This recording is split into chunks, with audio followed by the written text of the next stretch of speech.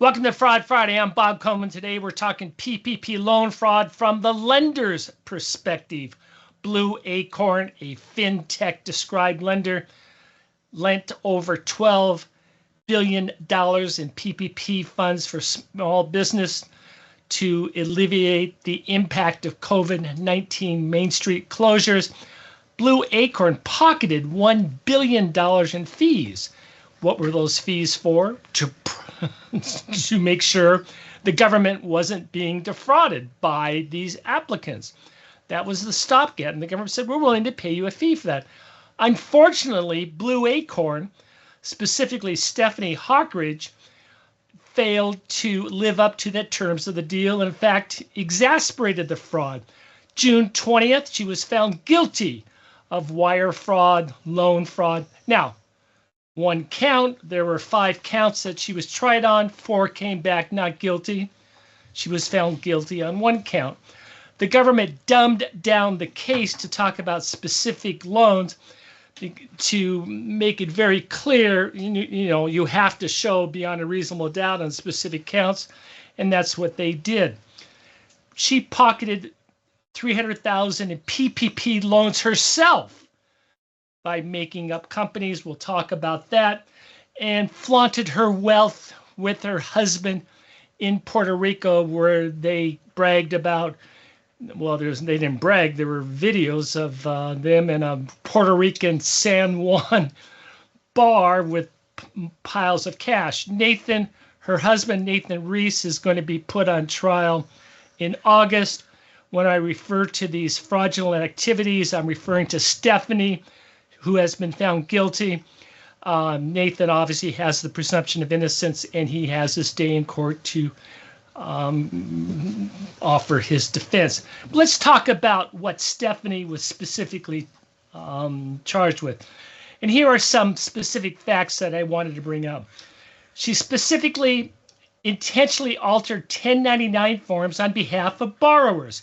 In one clear instance, the FBI agent testified that she increased a borrower's reported income from $57,000 to $157,000. Why? It pushed the loan to a larger dollar amount and increased her fees that she received.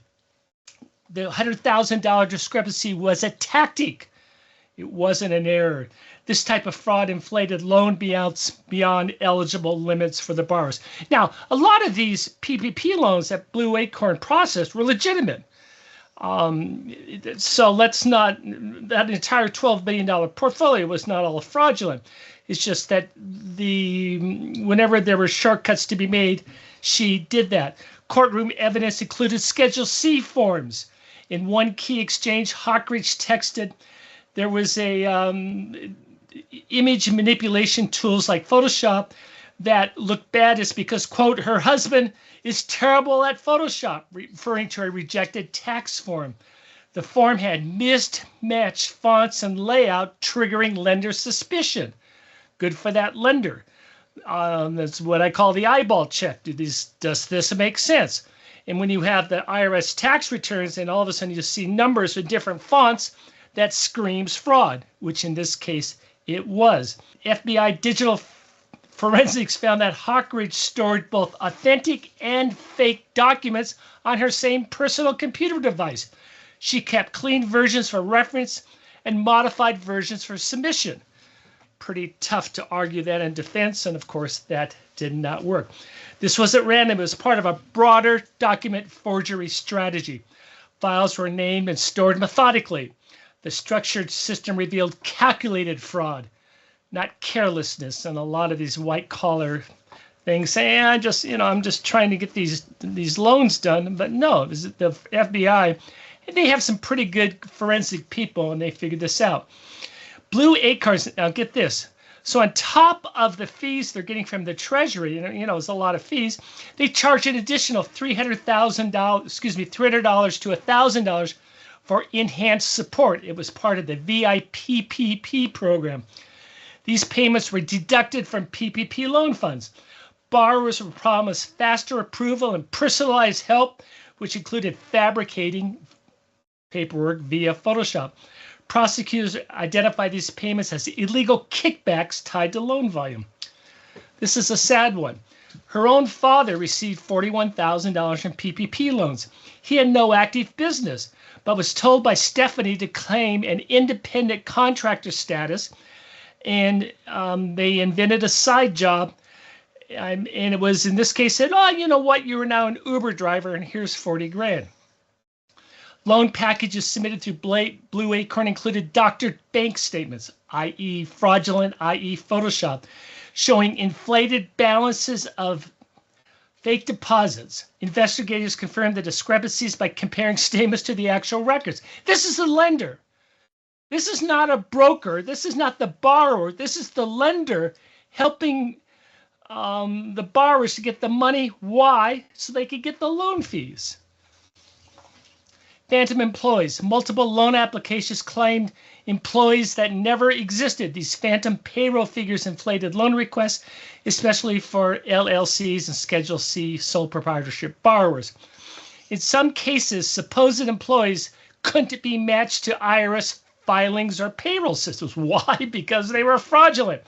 Hockridge submitted these applications without supporting documentation. Now, remember when I said she's a lender, and that's technically correct, but she was more of a broker, because she submitted these to the lenders. The lenders funded the loans to her. The lenders then in turn went to Treasury to have them fund. So she relied on lenders to do this. So a lot of the fraud was convincing these lenders that they had this wonderful black box algorithm system all developed, and that was a lie. They did not. And eventually the lenders got smart. Borrowers could submit entire applications and limited with little to no review. And that was the key. They just simply did that. There was testimony before the Senate that they brought in people and they encouraged them to approve these loans and get them out as quickly as possible. One whistleblower said she only had 30 seconds to review a loan. They wanted 60 done in an hour. They just said, just get them off the desk. Shell companies. Many loans were filed under LLCs with no employees. Remember, the PPP program was to support employees. The government said, we want these people to stay employed. If they lose their job, the impact on the budget through unemployment would skyrocket. This was a much more efficient way to keep people employed by reimbursing the employers for their payroll. That's what this program was for. That did not happen when you're making up employees. Backdated IRS forms. Again, this has become a classic sign of fraud. Forensic experts, FBI, found several IRS documents created after March 2021 from the cutoff to meet backdated eligibility. Remember, to qualify for a PPP loan, you had to be in business on a certain date in February 2020. And so what they did is a lot of these corporations magically were invented prior to that date, and then you had to file these payroll taxes, which they backdated everything to support the amount of expenses that they had for payroll. Employees flagged suspicious applications internally, noting mismatched documents and unverifiable businesses. Hockridge ignored these red flags. In some cases, she approved applications that the staff had rejected. Why? For the fees. The pursuit of processing fees overruled compliance concerns. It also revealed a toxic internal culture of profit-first decision-making over prudent lending. The Senate committee report on Blue Acorn is full of toxic relationships, of the pressure to approve these and bragging about it, and they view this as their personal ATM. Blue Acorn collected SB approved processing fees, thousands per loan. She signed off on loans she knew that were fraudulent. These fees were guaranteed regardless of loan legitimacy. So the government was very specific about the specific acts she did to commit the fraud, and I've given you sort of an overview of what the broad strokes were. but they were able to say, hey, this was the form that was fraudulent. The FBI agent said this only showed $57,000 of income. We had this on her computer, and then we have the doctored document showing it was $157,000 on her computer. This is simply a case of not only greed, but again, no end game. I'm always amazed that these fraudsters, at what point do you say enough is enough? Well, I think they thought they could flee to Puerto Rico, live and then live tax-free off their capital gains and be outside the law of the arm, or the arm of the law. That obviously did not happen. We will be covering this story. I'm very interested to see what's going to happen with the trial of her husband. Her sentencing is in October, and I will keep you up to date. Thank you for joining us for Fraud Friday.